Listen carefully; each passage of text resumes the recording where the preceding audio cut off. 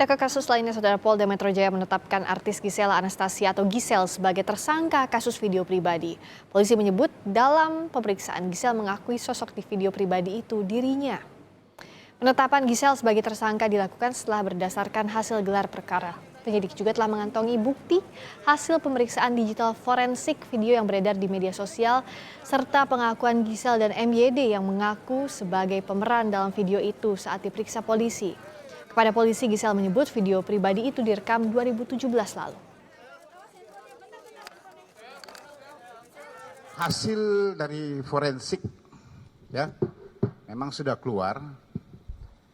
Kemudian pengembangan yang dilakukan oleh tim penyidik terhadap saudari GA yang dalam pemeriksaan, juga ada saudara MYD, inisialnya MYD, juga kita sudah lakukan pemeriksaan.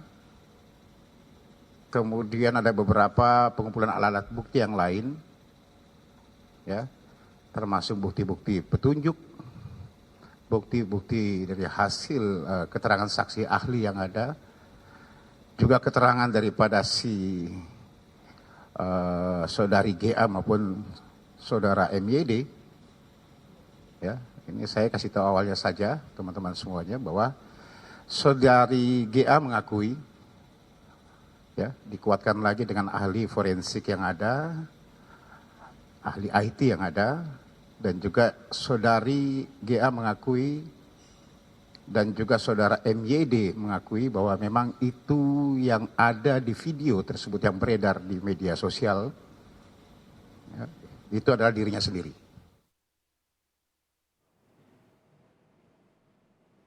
Tak hanya menetapkan Gisel, polisi juga menetapkan seseorang berinisial MYD sebagai tersangka.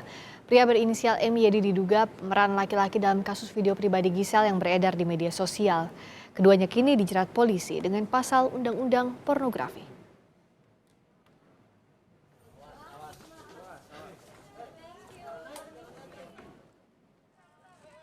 Polisi telah memeriksa Gisel sebanyak 2 kali dalam kasus perkara video pribadi. Saat itu Gisel masih berstatus sebagai saksi.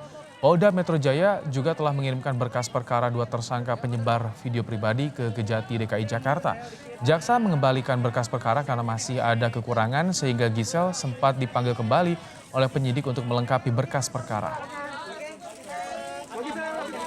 Lebih lengkap terkait kasus video pribadi yang menyeret artis Gisel Anastasia sebagai tersangka, kita terhubung dengan jurnalis Kompas TV, Tifal Solesa dari Mapolda Metro Jaya. Tifal, apa bukti kuat yang dimiliki oleh polisi untuk menetapkan Gisel sebagai tersangka?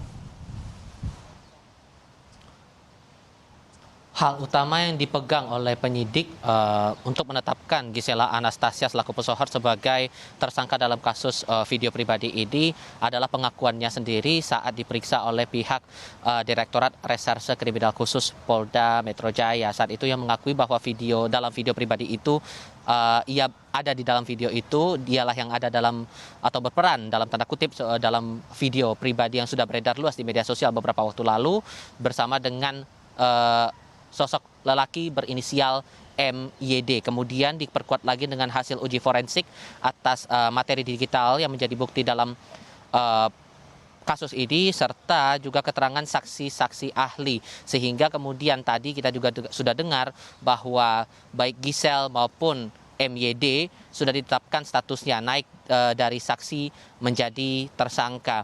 Jerat pasal dialamatkan kepada keduanya sesuai dengan Undang-Undang Nomor 44 Tahun 2008 tentang pornografi. Kalau bisa saya jelaskan di sini, ada pasal 4 ayat 1 jungto pasal 29 disebutkan di sana bahwa setiap orang dilarang melakukan tindakan menyediakan konten pornografi secara eksplisit, mulai dari memproduksi, membuat, memperbanyak, menggandakan, menyebarluaskan, bahkan menawarkan atau memperjualbelikan itu. Apabila kemudian itu dilanggar, maka di pasal 29 diterangkan ada sanksi pidana penjara minimal 6 bulan dan maksimal 12 tahun, serta denda dengan besaran dari 250 juta rupiah hingga 3 miliar rupiah. Ada pasal alternatif juga yang dialamatkan kepada kedua tersangka atas kasus ini, yakni di pasal 8 yang menerangkan di situ bahwa dilarang bagi siapapun dengan sengaja atau atas persetujuan dirinya menjadi objek atau model yang mengandung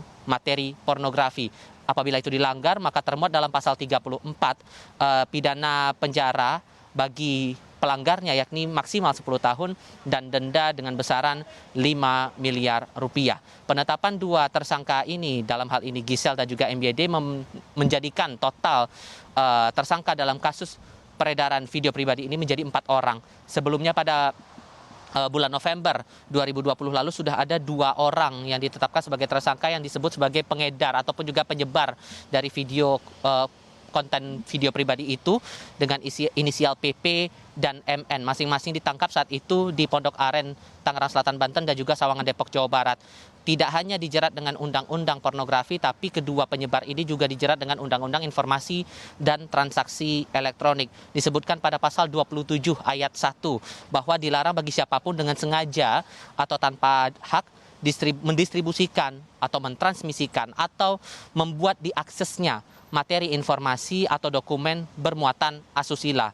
Kalau dilanggar ada diterangkan pada pasal 45 ayat 1 pidana penjara maksimal 6 tahun dan denda dengan sebesar 1 miliar rupiah.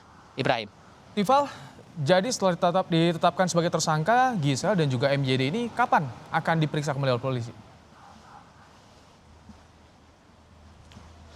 Tidak diterangkan secara spesifik waktunya kapan, tapi dari Kabid Humas Polda Metro Jaya Kombes Pol Yusri Yunus menyebut dalam keterangan pers yang tadi bahwa keduanya akan segera dipanggil untuk pendalaman kasus lebih lanjut setelah status mereka dinaikkan dari saksi menjadi tersangka dalam kasus peredaran video pribadi ini begitu. Dan juga untuk hal lainnya yang perlu kita pahami bahwa penetapan keduanya merupakan hasil gelar perkara yang telah dilangsungkan oleh pihak kepolisian, dalam hal ini Direktorat Reserse Kriminal Khusus Polda Metro Jaya setelah mendapatkan sejumlah keterangan baik itu dari saksi ahli, kemudian dari keduanya yang disebut akhirnya diketahui merupakan pemeran dalam video tersebut berdasarkan pengakuan mereka, kemudian dari hasil uji forensik serta beberapa bukti-bukti lain yang memperkuat adanya pelanggaran pidana dalam kasus peredaran video pribadi ini, Ibrahim. Baik, terima kasih Tifal Solesa melaporkan dari Mapolda Metro Jaya.